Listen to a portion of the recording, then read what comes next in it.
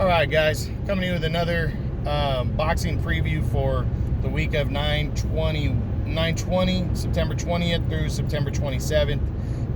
This one is part two. I'm basically just talking about the big Showtime pay-per-view that's taking place on Saturday. There's six fights on the pay-per-view. I'm only going to talk about 5 of them.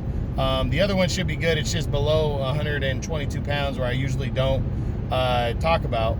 But it still should be a good one. I think it's don't quote me on this, but I think it's a bantamweight title fight, 118.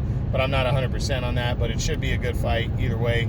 But I'm going to talk about the other 5 fights. They all possess 4 of them are title fights, and they all possess top 10 fighters in every fight. Some of them are going against each other.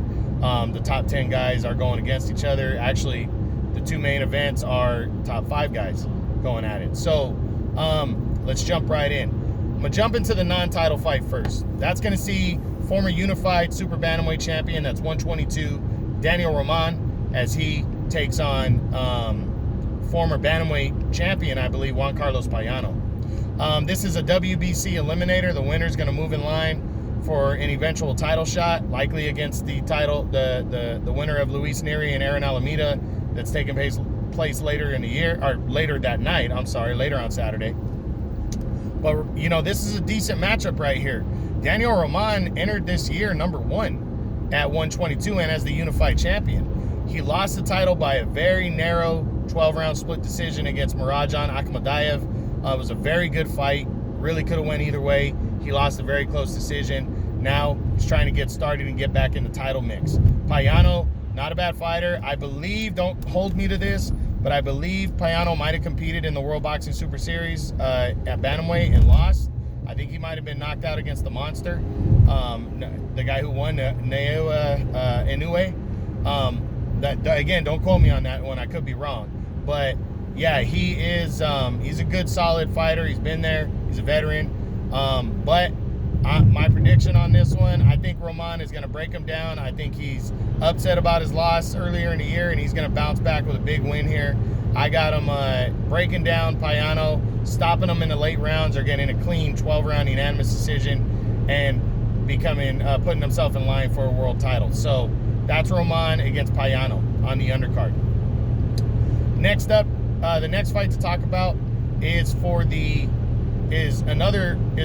first of 4 title fights on the card. You got Brandon Figueroa, the undefeated super bantamweight world champion, the WBA regular champion. He will defend his title against unknown Damian Vasquez. This is a stay busy fight for Figueroa. He was supposed to make a mandatory against Ronnie Rios, the veteran and former world title challenger, but they wanted to shake off some rust because of the coronavirus. So they wanted to shake off some rust because of that. So they scheduled him to fight Vasquez. Rios is supposed to be fighting for an interim title, so that should be good. Figueroa is an all-action guy. He is trying to take a step ahead of his brother Omar and prove that he's the best at 122. He wants to make a good showing on this card, because his last showing on the Deontay Wilder-Luis Ortiz card last year, when he fought veteran former champion Julio Ceja, wasn't great. It ended in a draw. Yes, Ceja came in overweight, but many people felt, myself included, that Figueroa, as good as we thought he was, he should have knocked out Ceja either way. That didn't happen. I think he might have been overlooking him, maybe not been on focus. I think he's going to be on focus against Damian Vasquez, unknown fighter. He doesn't want to get upset.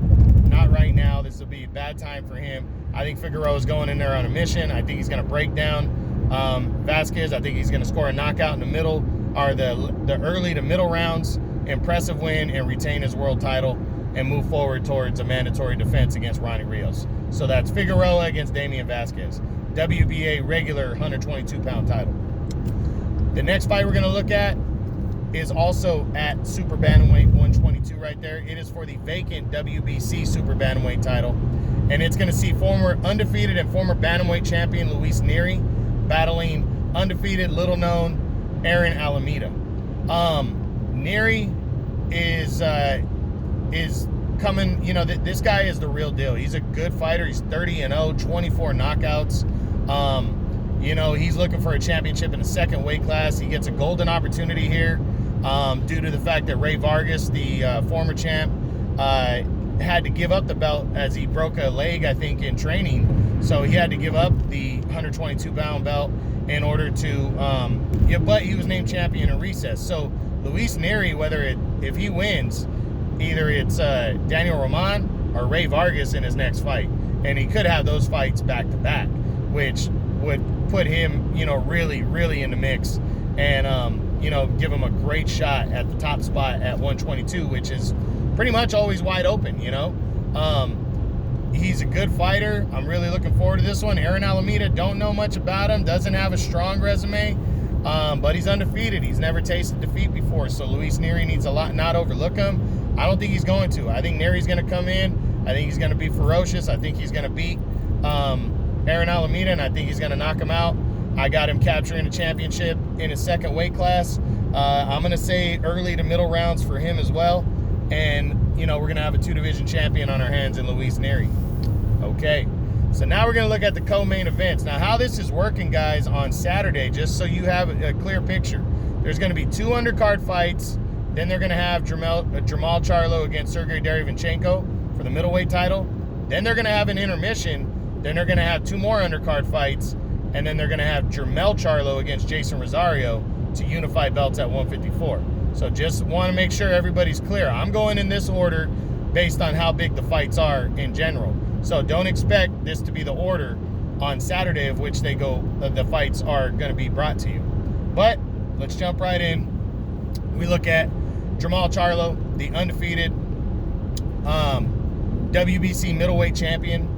He will make, I believe this is his 3rd defense of his world title against #1 contender and former 2-time world title challenger Sergey Derevyanchenko. These 2 guys, respectively, are my number 3 and 4 middleweights in the world right now.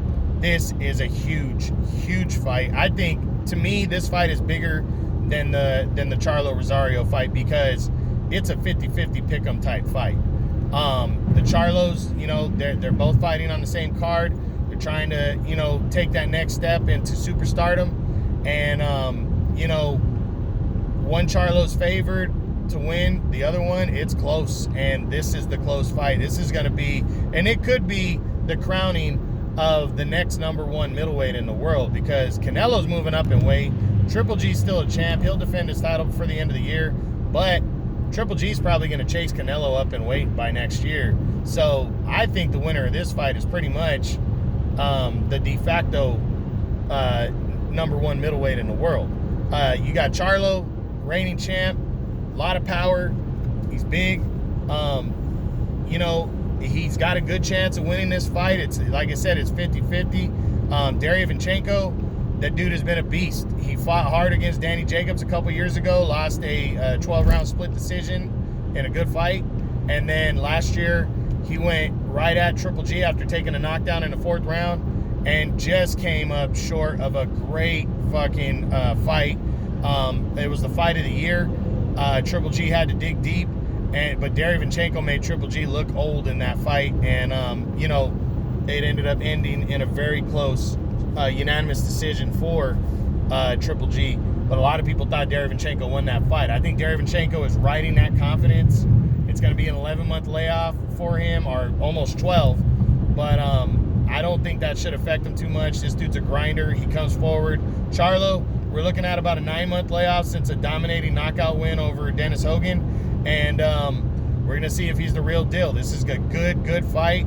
My prediction, I'm going Derevyanchenko by a clean decision or a late round stoppage win, as he will capture his first world title and really take the next step up at 160. This is a big fight for him. I think the 3rd time's going to be a charm, but I wouldn't be surprised if Charlo pulled off the win either. I wouldn't be surprised if he knocked Derevyanchenko out early or took a close decision. I think it could be close too if it goes 12, but I think Derevyanchenko's built for this fight, and Charlo is not built for the deep waters, and I think this fight's going to the deep waters where I think Derevyanchenko will win it. So we're going to see, though. That's Charlo Derevyanchenko, WBC middleweight title.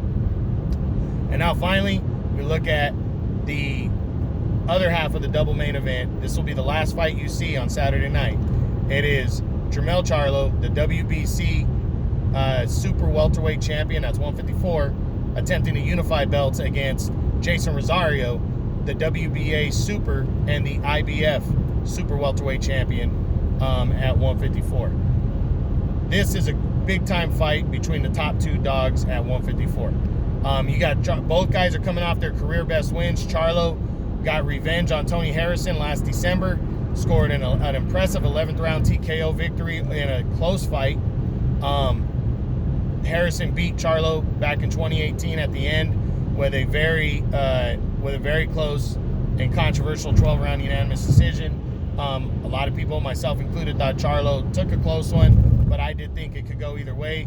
Charlo left it out of the judges' hands back in December of a hugely hyped fight. There's a lot of people into that fight, and they were talking a lot of trash back and forth. He took a close one, his career best win, avenging his only loss, and now he's a two-time WBC champion. He's riding that confidence. But Jason Rosario might even be riding higher confidence. This guy was a one-loss guy coming in January, and unknown. He got put in against Julian J-Rock Williams, who had taken the throne at 154 in May of 2018 when he defeated, or May of 2019 last year, when he defeated Jarrett Hurd for the unified super welterweight title. That was a big time win right there. Hurd had taken over the division a year earlier with a win over Lara, who had been pretty much in control of 154 since Canelo moved up. So this guy was, Hurd was the dangerous best fighter at 154, and this guy came in and really, J-Rock beat him. Clean decision in a good hard-fought battle. So J-Rock looked like he was overlooking Rosario, and Rosario completely took advantage of him. He stopped J-Rock impressively in 5 rounds and captured the unified title, scoring his career best win. So now these two guys come into the finals right here. Into this fight. I call it the finals because this is almost like a tournament final. They're coming off big wins to make a name for themselves, and now they're going against each other with 3 of the 4 major world titles on the line. This is fucking huge, guys. Big time fight right here. Charlo's coming in a clean favorite, and I think there's a reason for that.